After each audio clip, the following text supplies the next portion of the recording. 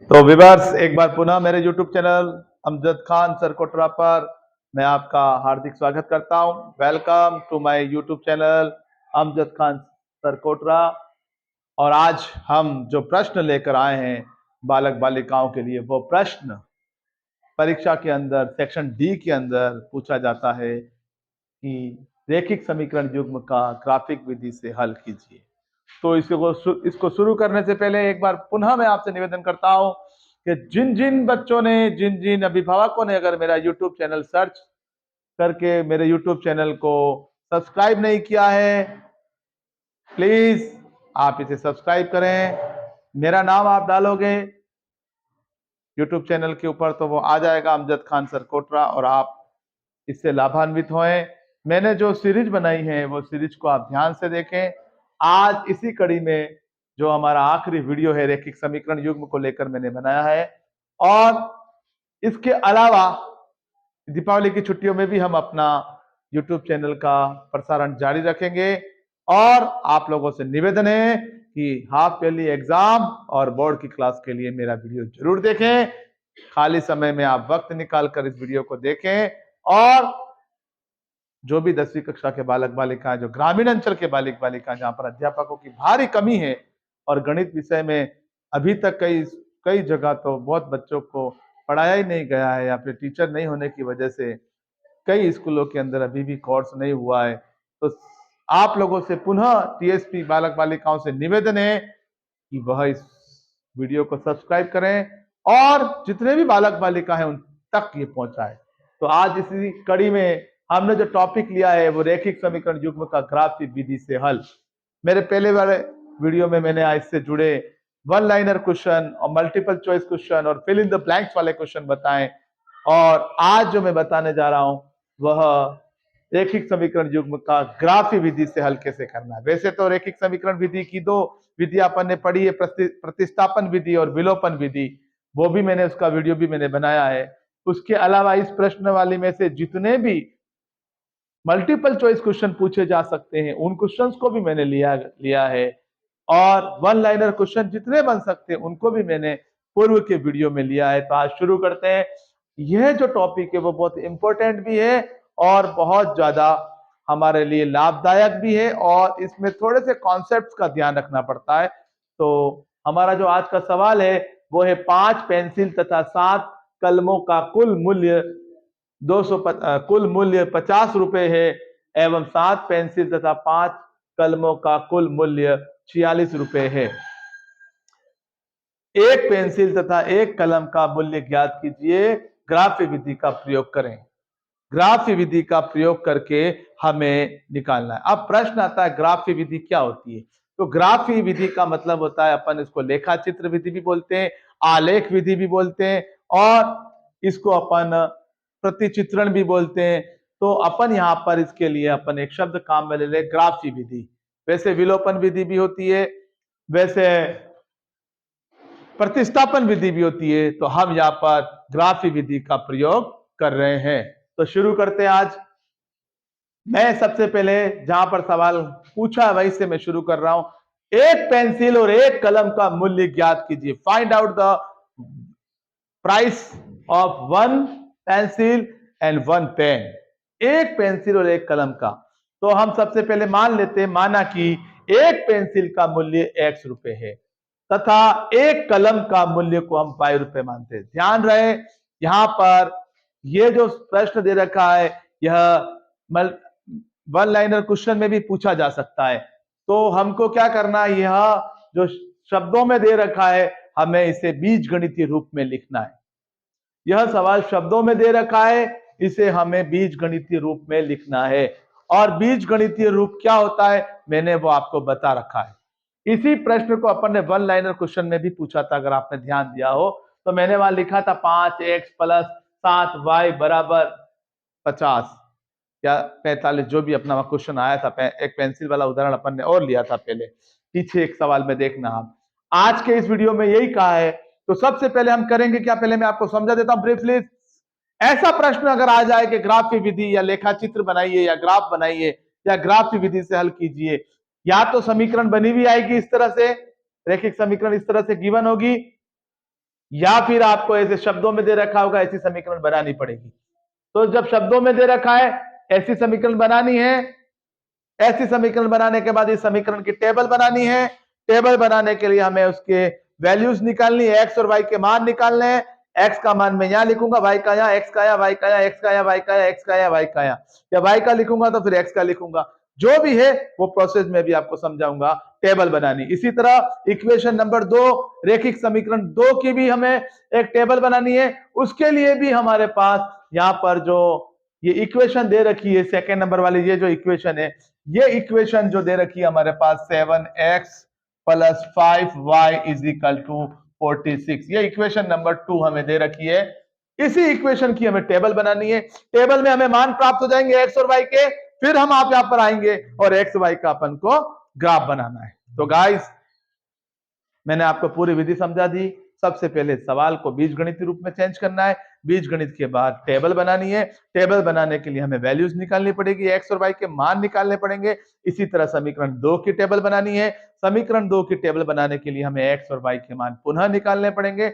जब एक्स और वाई के दोनों मानों की टेबल वाली सारणी हमें प्राप्त हो जाएगी, ये सारणी यानी टेबल हमें प्राप्त हो जाएगा, तब हम एक पैमाना मानकर ग्राफ पेपर के ऊपर ग्राफ खींचेंगे और वो दोनों ग्राफ अगर जहां पर कटते हैं तो हमारा आंसर आ जाएगा, एक्स और वाई की वैल्यू होगी। जहां पर वो दोनों कटेंगे उसका यूनिक सॉल्यूशन होता है, अद्वितीय हल कहते हैं।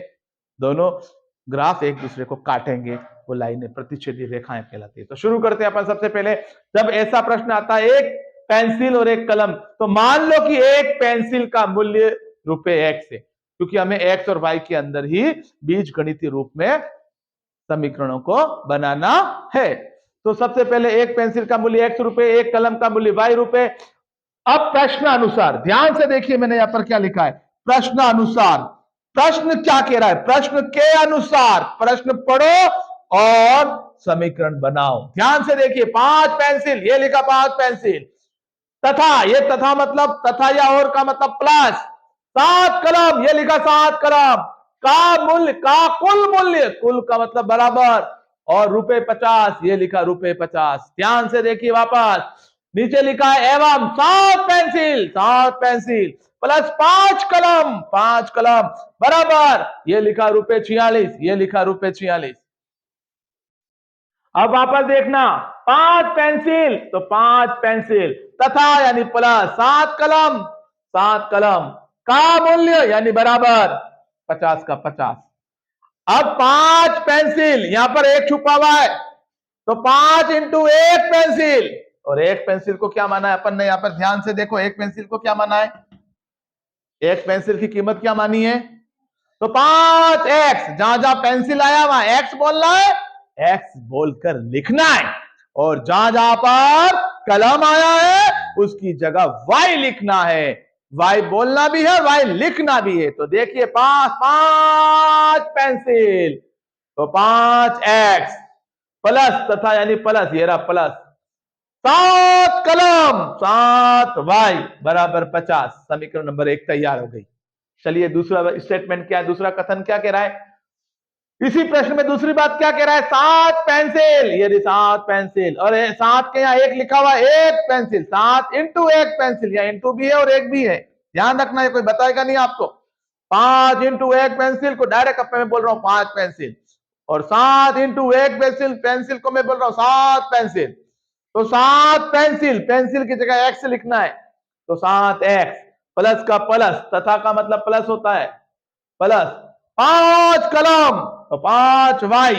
ऐसा सवाल मैंने पहले भी बताया था, आपको ध्यान हो तो, बराबर 46। मैंने एक सवाल लिया था संतरे का, सेब और संतरे का, देखना आपको पहले वाले वीडियो में ये मिल जाएगा, बीजगणित के रूप में हम कैसे बनाते हैं, फिर भी आपको मैंने एक बार पुनः समझा दिया। अब हमारे समीकरण 1 भी तैयार हो गई, समीकरण 2 यह लिखा था शब्दों में और हमने इसे लिख दिया बीजगणितीय रूप में, अंकों में। क्लियर, यहां तक क्लियर है। वापस देखो, 5x प्लस 7y बराबर 50, 7x प्लस 5y बराबर 46, ये साफ लिखा हुआ मैंने यहां पर। पेंसिल को x लिखा, कलम को y लिखा, तथा को प्लस लिखा, कुल मूल्य को बराबर लिखा। Is that clear? No doubts? Now we are going on the next steps. तो ध्यान से देखिए, अब अपन को इसी इक्वेशन नंबर 1, समीकरण नंबर 1, समीकरण नंबर 2, समीकरण नंबर 1 को उठा लिया। ये रही समीकरण नंबर 1। मैं यहां पर भी लिख देता हूं समीकरण नंबर 1, 5x प्लस 7y बराबर 50। ध्यान रखिए, अब आपको ये मान के चलना, इधर 50 है राइट हैंड साइड में और इधर लेफ्ट हैंड साइड में भी 50 ही आना चाहिए। तो 50 आए उसके लिए x का मान रखना है। ध्यान से देखिए, यहां इंटू है, उसके बाद x की संख्या लिखनी है, प्लस फिर 7 है, फिर इंटू है, फिर y की संख्या लिखनी है, फिर 50 है। यानी कि तराजू है, तराजू के एक तरफ 50 और दूसरी तरफ भी 50 लाना है ताकि बैलेंस हो जाए। अगर 50 किलो का बाट रखा है तो 50 किलो का सामान भी होना चाहिए तराजू के इस पलड़े में, ताकि दोनों बैलेंस हो जाए, बराबर हो जाए। तो पता है चला आप कैसे करें। मेरे को 50 लाना है तो मैंने ध्यान से देखा 5 के टेबल में 50 आते हैं। पहला स्टेप, 5 के टेबल में 50 आते हैं। कितनी बार बोलने पर आते हैं? ध्यान से देखो, 10 बार। ये तो 50 बन गए ना। अब कुछ जरूरत, 50 किलो का बाट रखा आपने और 50 किलो की गेहूं की बोरी रख दी, क्या आप कुछ और उसमें मिलाएंगे? अगर 2 किलो मक्की रख रहे हैं ऊपर, अगर यहां 2 रखते हैं तो ये 14 हो जाता है। यानी 14 किलो अगर मक्की रख रहे हैं तो वो ज्यादा होगा या कम या बराबर रहेगा? ज्यादा हो जाएगा ना। तो बैलेंस नहीं रहेगा। बैलेंस रहेगा क्या? एक तरफ तो 50 और 14 किलो 64 किलो और एक तरफ खाली 85 किलो, तो ये तो गलत है ना। तो 50 का ही बाट रखा है तो 50 का सामान, यानी अब यहाँ पे कुछ रखने की जरूरत। तो y का मान कितना होगा? जब कुछ नहीं होता है तो क्या मानते हैं उसको? 7 इंटू 0 0 ही आ जाएगा। 5 में 10 का गुणा करेंगे 50, ये बन गए 50 और ये बन गए 0। 50 में 0 जोड़ेंगे तो ये भी 50 और ये भी 50, दोनों बराबर आ गए। तो पहला मान क्या आया? x पुट यानी रखो x बराबर 10। समीकरण 1 में x बराबर 10 रखा, इसके अंदर 5 इंटू 10 प्लस 7 इंटू वाई बराबर 0, 7 इंटू 0 बराबर 50। ध्यान से देखना, तो ये दोनों का गुणा 50 हो गया, इसका मतलब ये बैलेंस हो गया। x की जगह क्या लिखा अपन ने? 10। y की जगह क्या लिखा अपन ने? 0। भरो इसको। x की जगह जब 10 रखते हैं तो y की जगह 0 प्राप्त होता है। ये पहला मान हो गया। यह समीकरण 1 का पहला मान हल हो गया। 10 और 0 इस समीकरण को संतुष्ट करते हैं, ये इस रेखा पर स्थित होंगे। आगे चलते सेकंड। इसके अलावा और कौन? कम से कम 3 मान निकालने अपन को ग्राफ बनाने के लिए। कितने मान होने चाहिए? x के भी 3 मान और y के भी 3 मान। x को रखेंगे तो y को निकालना, या y को रखेंगे तो x को। किसी एक का मान हम रखेंगे और दूसरे का ऑटोमेटिक आएगा। हमने यहां पर 10 का रखा, y हमको 0 ऑटोमेटिक आ गया। ध्यान से देखिए, अब की बार मैंने क्या रखा? x इजिकल टू 3, क्योंकि बाकी सब पे ये नहीं आ रहा है। 3 रखा, ध्यान से देखना 3। अब इस बॉक्स में मैंने अब की बार 10 की जगह 3 रख दिया। 10 की जगह, इस बॉक्स में 10 की जगह कितना रख दिया? 3। अब बताना, ये 5 त्रिज्या 15 हो गए, x की जगह 3। अब y की जगह मैं क्या रखूं इस बॉक्स में? y की जगह मैं क्या रखूं इस बॉक्स में ताकि 50 आ जाए? y की जगह मैं इस बॉक्स में क्या रखूं? 15 तो आ गया। अब यहां पर कितना कम पड़ रहा है? पूरा कितना कम पड़ रहा है? 35 कम पड़ रहा है। पर 7 का गुणा कितनी बार करें कि 35 आ जाए? डायरेक्ट 35 नहीं रखना, क्योंकि गुणे में है। तो 7 का टेबल कितनी बार बोलना पड़ेगा? 5 बार। ध्यान से रखिए, x को 3 रखा तो y को कितना रखा? 5। 5 त्रिज्या 15 प्लस का प्लस 7 5 दिया 35। सही है। अब ध्यान रखना, हमें इससे मतलब नहीं है, हमने बॉक्स में क्या रखा उससे मतलब है। बॉक्स में क्या रखा वही वैल्यू है x की और y की। तो यहां पर बॉक्स में क्या रखा? 3। और y के बॉक्स में क्या रखा? 5। तो x का मान तो आया 3 और y का कितना आया? 5। तो ऊपर लिखेंगे 3 और नीचे लिखेंगे 5। 15 और 35 को जोड़ो आप। क्या समीकरण संतुष्ट हो रही है? दोनों तरफ क्या आ रहा है? दोनों तरफ बराबर हो गए। इधर सामान रखा और इधर बाट रखा। 15 किलो गेहूं की बोरी और 35 किलो मक्के की बोरी, टोटल बाट में आ गए 50 किलो। 50 किलो आ गए, ये बैलेंस कहलाता है। या फिर पहले 15 किलो रखा तो कम पड़ रहा है और 35 किलो की बोरी रख दी गेहूं की, हो गए 50 किलो। आपने गांव में तो तोलने वाले आते हैं, कोई 15 किलो की बोरी लाता, कोई 20 किलो की लाता, कोई 35 किलो की लाता है, तो पहले 15 किलो रखता है, फिर और रख देता 35 किलो, तो बराबर हो गए 50 किलो। क्लियर?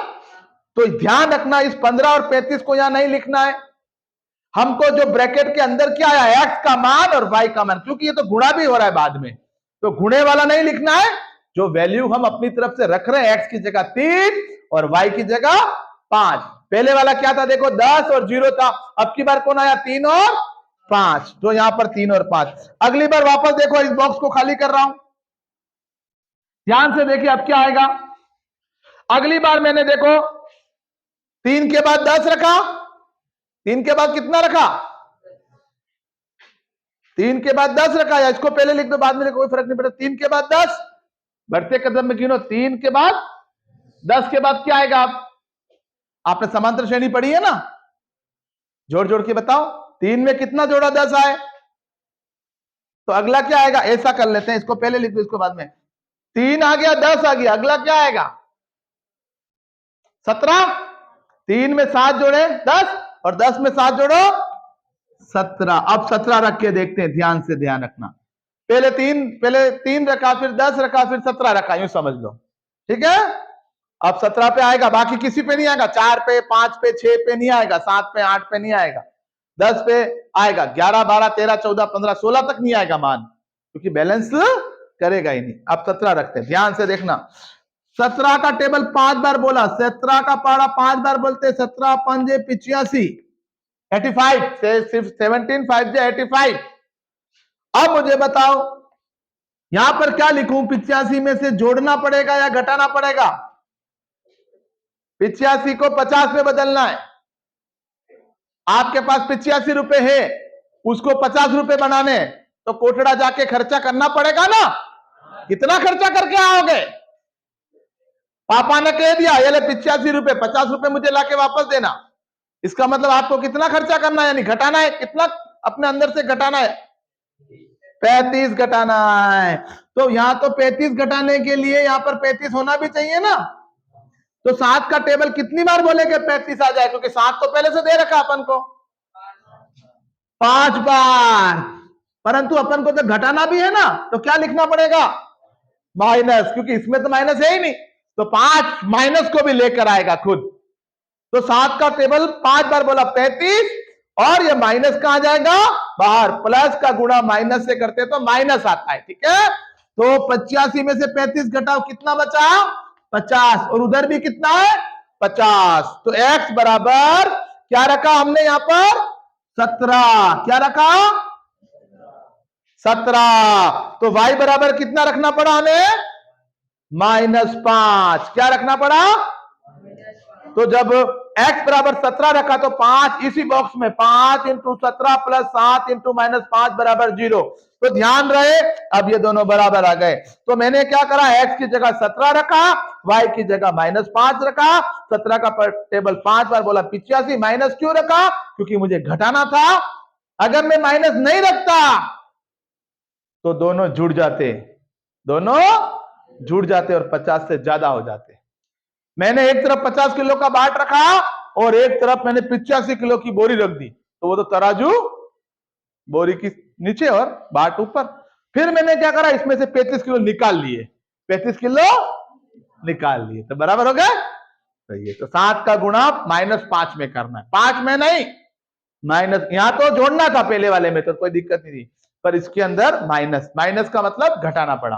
तो बॉक्स में क्या आया, एक्स का मान 17, और बॉक्स में y का मान क्या आया, शाबाश, 17 और -5, ये 3 ही मान अपन को निकालने, बस। ओके गाइस, अब आगे चलते अपन टेबल नंबर 2 बनाने के लिए क्या करना है, ध्यान से। अब की बार उल्टा कर दिया, 7 यहां पर आ गया और 5 वहां पर, इस प्रश्न के अनुसार 7x प्लस 5y बराबर 46, 7x प्लस 5y बराबर 46। ये मैंने बॉक्स बना रखे, ध्यान से देखिए आप। अब की बार मैं क्या करूंगा, उस बॉक्स के अंदर x का मान रखूंगा या y का रखूंगा। अगर x का रखूंगा तो y का ऑटोमेटिक आ जाएगा, और y का रखूंगा तो x का ऑटोमेटिक कैलकुलेशन करने पर आएगा। मतलब अब आगे चलते हैं। अब मैंने पुनः x का मान 3 रखा। चलो इस बॉक्स में 3 रखो, ये रख दिया 3। ध्यान से देखो 3, 7 का टेबल 3 बार बोलो, कितना हो गया, कितना हो गया 21। कितना कम पड़ रहा है, 21 में क्या जोड़े के 46 आ जाए, तो घटा के देख लो 46 में से 21 कितना कम पड़ रहा है। अगर ये 25 बन जाए पूरा तो हमारा काम हो जाएगा, 46 आ जाएंगे। तो 5 का टेबल कितनी बार बोले कि 25 आ जाए, तो यहां पे 5 रखा। तो ये तो हो गए 25 और ये हो गए 21, और 21 और 25 को जोड़ते कितना आता है, और हमारे पास भी कितना है 46। तराजू में पलड़ा बराबर हो गया। तो परीक्षा में 21 और 25 मत लिखना बेटा, परीक्षा में क्या लिखोगे, ये x की वैल्यू है इस बॉक्स में और ये y की वैल्यू है, ठीक है बेटा। तो x का मान कितना रखा हमने पहले 3, और y का कितना रखा, ध्यान रहे बॉक्स वाला लिखना है, ठीक है। आगे चलते, अब की बार हमने x का मान 13 रखा। क्या रखा, 13। लो रखो 13, 13 रखा। 13 का टेबल में 7 बार बोलता हूं, अगर नहीं आए तो गुणा कर लो। 13 का टेबल 7 बार बोलते हैं, 91 आता है, 91 आता है। 13 7 91, 91। तो ये आ गया 91। अब 91 में से कितना ज्यादा हो रहा है कि कम हो रहा है, ज्यादा हो रहा है।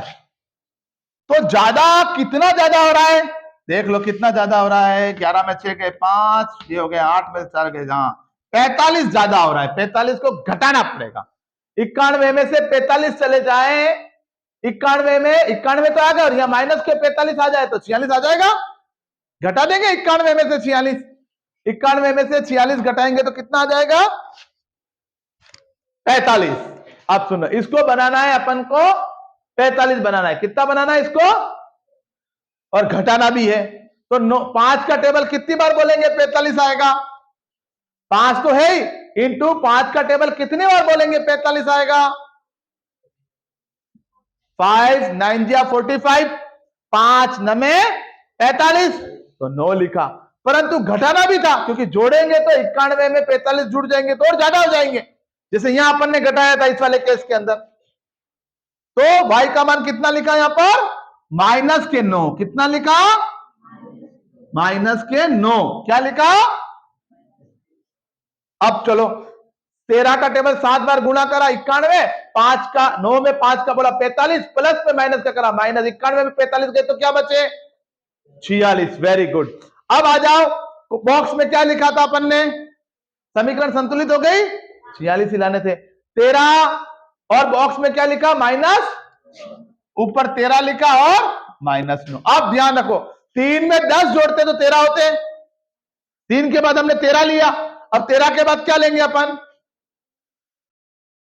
13 के बाद अपन ने माइनस में कम करके देख लिया, 13 में से 10 गए तो 3, और 3 में से भी 10 गए तो -7। क्या ले लिया, वो ज्यादा बड़ा रहा था इसलिए अपन ने माइनस की संख्या ले ली। अब x का मान -7 रखा, घटा दिया, मतलब 13 थे, 13 के बाद 3 हो गए, और 3 के बाद और कम होके -7 हो जाएंगे, यानी 3 में से 10 जाएंगे तो -7 ही होते। 3 - 10 कितना होता है, देखो देखो 13 में से 3 गए, कितने बचे बोलो 10, फिर 10 में से वापस 3 में से वापस 10 घटाओ, क्या आएगा माइनस, माइनस की संख्या बड़ी है, घटाना पड़ेगा, घटा और माइनस के चिन्ह वापस आता है। तो -7 लिया, देखो मैंने -7 लिया, -7 रखा। तो 7 का टेबल 7 बार बोला तो क्या आया 49, माइनस का 49 आया। अब अपन को तो यहाँ 46 लाना था, तो कितना ज्यादा आ गया, ये तो घटाना पड़ा, अपने पास घटाना पड़ा। तो अब मैंने y की जगह क्या रखा, अब मैंने क्या करा 46 और 49, तो मेरे कितना कम पड़ रहा 95। 95 में से अगर मैं ये घटा देता हूं तो मेरे पास 46 आ जाता है, प्लस का 46। तो मुझे यहाँ 95 बनाने, क्या बनाने अगर 95 में से 46, 95 में से 49 जाएंगे तो मेरे 46 आ जाएंगे। वापस देखो, मैंने x की जगह -7 रखा है, तो y की जगह मैंने क्या रखा, 19 रखा। क्या रखा इस सवाल में, 19 ही आएगा, इसके अलावा दूसरी संख्या नहीं आएगी। यहां पर अगर -7 रखा है तो 19 क्यों आया, ध्यान से सुनना। 7 का टेबल 7 बार बोला, -49। अब मेरे को पता है मेरे 95 अगर यहां पर आ जाए 95, और 95 में से मैंने अब मुझे कैसे पता लगेगा 95 आया, मैंने इन दोनों को जोड़ लिया, 46 को और 49 को जोड़ के देख लिया। हाँ यार, मुझे 95 में से अगर 49 चले जाएंगे तो मेरे को 46 मिल जाएंगे, है ना। 95 में से 49 अगर चले जाते हैं तो मेरे पास 46 बच जाते हैं। तो मैंने क्या करा, इसके अंदर क्या लिखा, यहां पर 7 ये लिखा, इसमें क्या लिखा 19, कितना लिखा, प्लस के 19। अब 19 का टेबल 5 बार बोलो, कितना आता है, 95, बोलो 90, और 95 में से 49 गए, क्योंकि अपन ने माइनस में रखा था ये मान। कितना आ गया, 95 में से 49 घटा के देखो आप, 95 में से 49 घटा के देखो कितना आता है। तो क्या रखा था मैंने बॉक्स में, एक्स वाले बॉक्स में -7 और वाई वाले में 19, ये ध्यान रखना, ठीक है। ठीक है, देखो माइनस, पहले 19 में घटाए 14, 5 आ गए, और 5 में और 14 घटाए -9 आ गए। ये सही जोड़ा बन रहा है, एक जैसे बढ़ते या एक जैसे घटते, समांतर श्रेणी की तरह। तो ध्यान रहा, एक बार और इस वीडियो को देखना आप और करना। अब इसको ग्राफ बना रहे अपन, तो ग्राफ पर देखिए आप, इस दोनों टेबल्स का ग्राफ बनाना है। तो मैं पहले इसकी टेबल्स लिख लेता हूं, और पहले मैं इसकी टेबल वापस लिख देता हूं। समीकरण 1 की जो टेबल आई थी, समीकरण 1 की जो टेबल आई थी वो ये आई थी। समीकरण 1 की जो टेबल थी वो मैं यहां बना देता हूं, एक बार आपको ध्यान रहेगा। और समीकरण 2 की टेबल, दोनों की टेबल को मैं यहां बना रहा हूं ताकि आपको आराम हो जाएगा देखने में और लिखने में। तो ध्यान से देखिए, मैं दोनों की टेबल बना रहा हूं। 3 मान चाहिए अपन को, तो ध्यान रहे, हमने पहली जो टेबल बनी है वो 10, 3, 17, तो ऊपर आ जाएगा 10, 3, 17, और नीचे आ जाएगा 10, 5, -5, 10, 5, -5। और दूसरी समीकरण की टेबल आ जाएगी हमारे पास 3, 13, -7, 3, 13, -7, और नीचे आ जाएगा 5, -9 और प्लस के 19। देखिए समीकरण 1 और समीकरण नंबर 2, इन दोनों को ध्यान से देखिए आप, समीकरण नंबर 1 और समीकरण नंबर 2। गाइस, समीकरण नंबर 1 और समीकरण नंबर 2 को ध्यान से देखिए।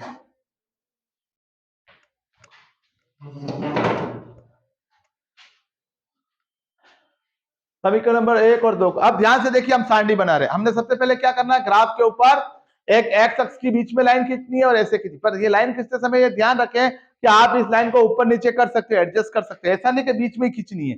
कुछ लोग तो बस इसको बीच में ही खींचते हैं, नहीं। अगर हमें पता है कि हमारे को 19 चाहिए तो हम इस लाइन को यहां खींच सकते हैं ताकि ये बड़ा हो जाएगा। कोई जरूरी नहीं बीच में, इसको समझो पहले, ये बीच में खींचना कोई जरूरी नहीं है, ठीक है। ग्राफ में अगर आपने बीच में खींचा तो यहाँ तो 12 ही आएंगे, इधर भी 12 आएंगे। तो फिर आप 12 के जगह 19 बनाने, 17 बनाने, कैसे बनाओगे आप। तो आपको क्या करना, आपको पता है एक्स प्लस वाला ज्यादा है, माइनस वाला कम है, तो आप इस तरह से एडजस्ट कर सकते हैं। इधर बड़ा रखना है तो लाइन को इधर कर दो, और इधर बड़ा रखना है माइनस वाला पद तो इधर बड़ा कर दो, तो ऐसा कर सकते हैं। और इसी तरह अगर आपने ये लाइन खींच दी और आपको लगा कि ये वाला बड़ा रखना है, तो आप इस लाइन को मिटा के इसको नीचे कर सकते हैं ताकि ये पोर्शन बड़ा आ जाए और ये छोटा रह जाए, ठीक है। तो ऐसा आप कर सकते हो। एक्स और वाई के सभी मान जो सारणी में वो आ जाने चाहिए, छूटने नहीं चाहिए, ठीक है। अगर छूटते हैं तो फिर माइनस में संख्या अपन को लेनी पड़ेगी ताकि वो। अब आगे चलते हैं अपने पहला समीकरण को देखिए। एक्स की जगह कितना है 10 और वाई की जगह कितना है 0। देखिए ये मैंने पैमाना माना है 1 सेमी बराबर 1 इकाई दोनों अक्षों के लिए। 1 सेमी में 1 लेना है, या यूं भी कर सकते हैं आधा सेमी बराबर 1। अगर आपको बड़ी संख्या आ रही है तो ये ग्राफ पेपर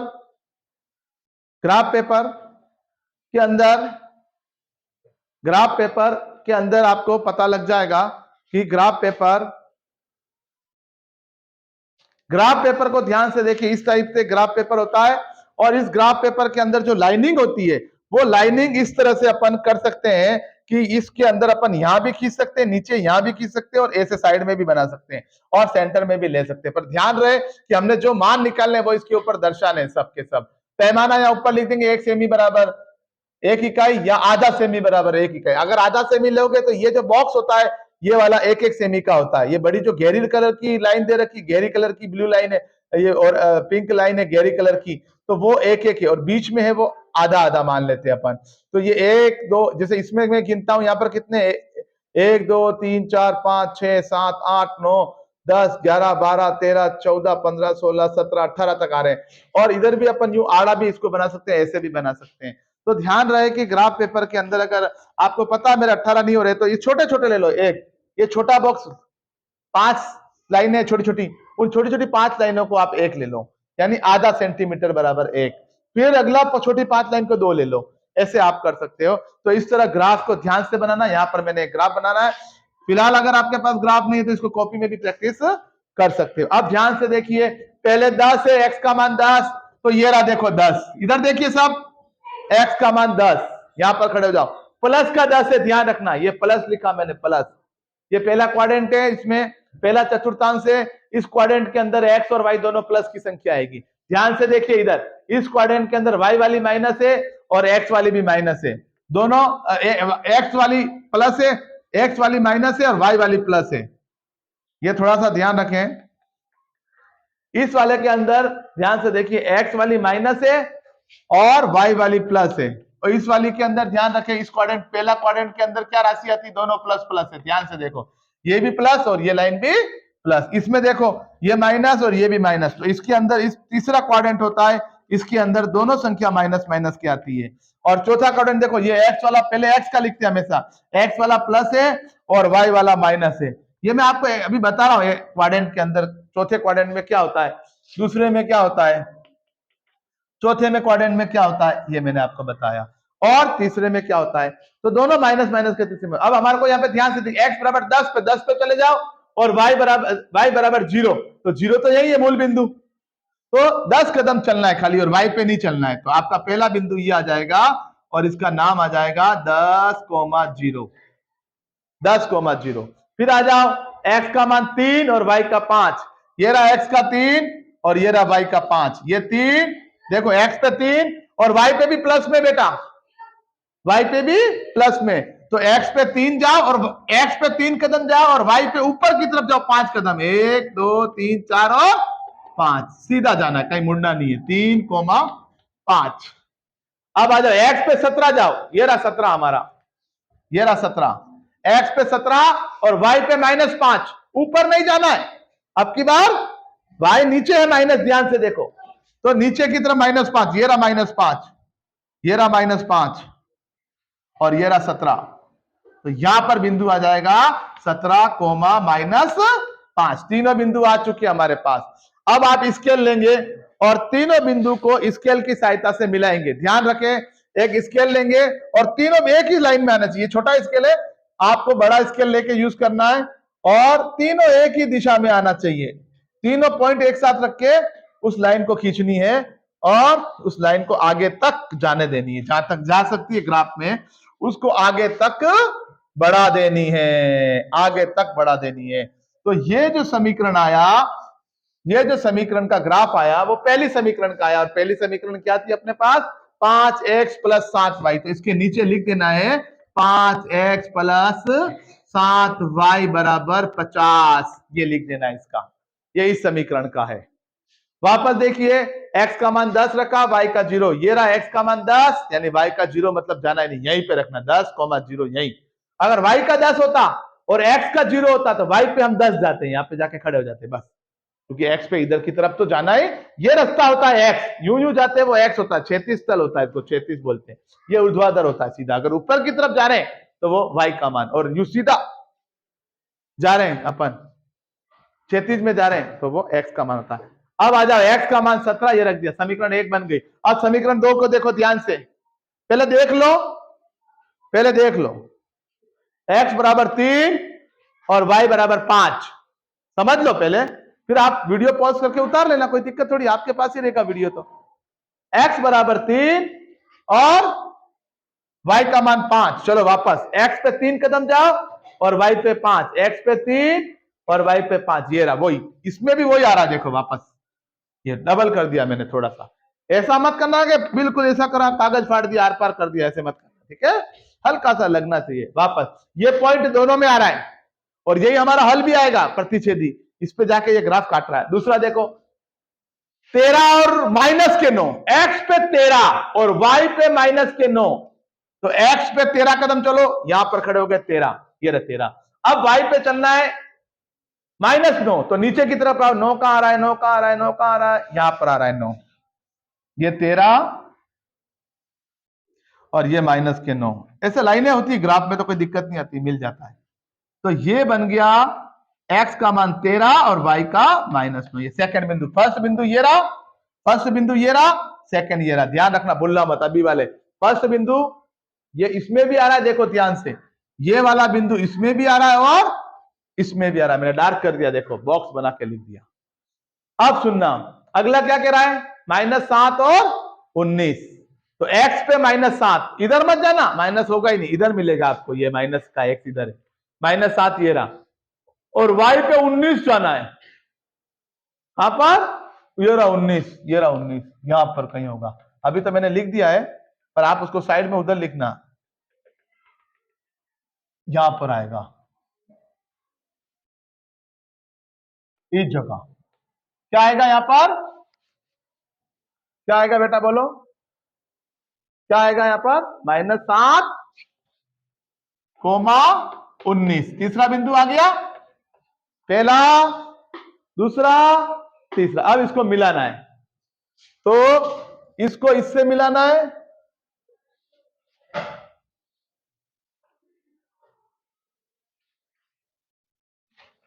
इस टाइप से सीधी लाइन जाएगी, कहीं टेढ़ी नहीं, वाओ, बिल्कुल टेढ़ी नहीं जानी चाहिए, ठीक है, ये, और आगे तक जाने दो बस। अब ये जो सेकंड वाली लाइन आई है, वो सेकंड वाली समीकरण नंबर 2 का हल है, और समीकरण नंबर 2 थी 7, इसी के नीचे लिख देना, 7x + 5y = 46। अब ध्यान से देखिए, अब अपन को पूछा था एक पेन और एक कलम, एक पेंसिल और एक कलम का मूल्य पूछा था। अब मैंने क्या कहा था, एक पेंसिल को मैंने कहा था x रुपए, एक पेंसिल को मैंने कहा था, एक पेंसिल का जो मूल्य कितना है, वो अपन ने माना कितने था, एक पेंसिल का मूल्य कितना माना था,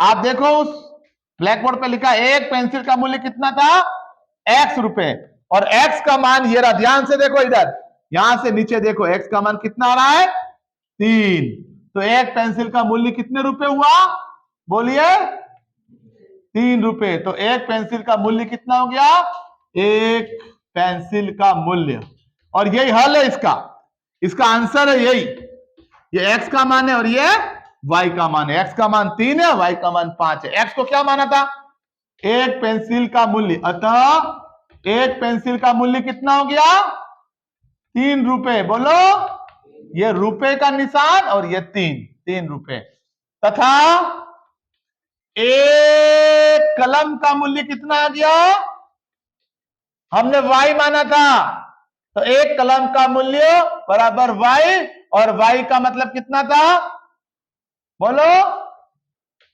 कितना आ गया y का मान, 5, तो कलम का मूल्य कितना हो गया, 5, ये आंसर हो गए दोनों, ये दोनों ग्राफ यहीं पर कटे थे, और ये 3 और 5, x का मान 3 का 5, y का मान 5, वो दोनों में आए थे, पहली समीकरण में भी आए और दूसरी में भी आए। इस तरह यह जो विधि मैंने आपको बताई, यह ग्राफी विधि कहलाती है, और इसके अंदर जो ये सरल करने का तरीका है, प्लीज मेरा आपसे निवेदन है, इसको 3 या 4 बार देखिएगा, यकीन है कि आपको समझ में आ जाएगा, और सभी ग्रामीण अंचल के बालक बालिकाओं तक ये वीडियो शेयर करें। परीक्षा के अंदर कम से कम 4 नंबर का प्रश्न इसमें से पूछा जा सकता है, और ये प्रश्न आराम से आप अगर इसको 2-3 बार प्रैक्टिस करोगे तो इस टाइप के प्रश्न कर सकते हैं। इस टाइप के और प्रश्न हम अगले वीडियो में एक दो प्रश्न और लाएंगे और उनको सरल करके हम ग्राफी विधि से हल करके उनका आंसर निकालने की कोशिश करेंगे। तो ध्यान रहे, मेरे इन वीडियो को आप कॉपी में उतार लेना, पॉज करके और फिर देखना। ऐसा कोई प्रश्न नहीं है जो परीक्षा के लायक इंपॉर्टेंट मैंने नहीं बताया है या नहीं आ सकता है। आप यकीन मानिए, मेरा दावा है, विश्वास है, मेरी यकीन है, मेरा मुझे इतने साल पढ़ाते पढ़ाते हो गए, मेरा यकीन है कि जो कुछ मैंने पढ़ाया है उन्हीं में से आपके क्वेश्चंस आएंगे। आप प्लीज, मैंने कुछ भी छोड़ा नहीं है, जो हर इंपॉर्टेंट क्वेश्चन है, हर क्वेश्चन को मैंने आपको समझाया है। प्लीज मेरे वीडियो को लाइक कीजिए, शेयर कीजिए और ग्रामीण अंचल के बालक बालिकाओं तक जरूर इसे पहुंचाए। धन्यवाद, बहुत बहुत धन्यवाद।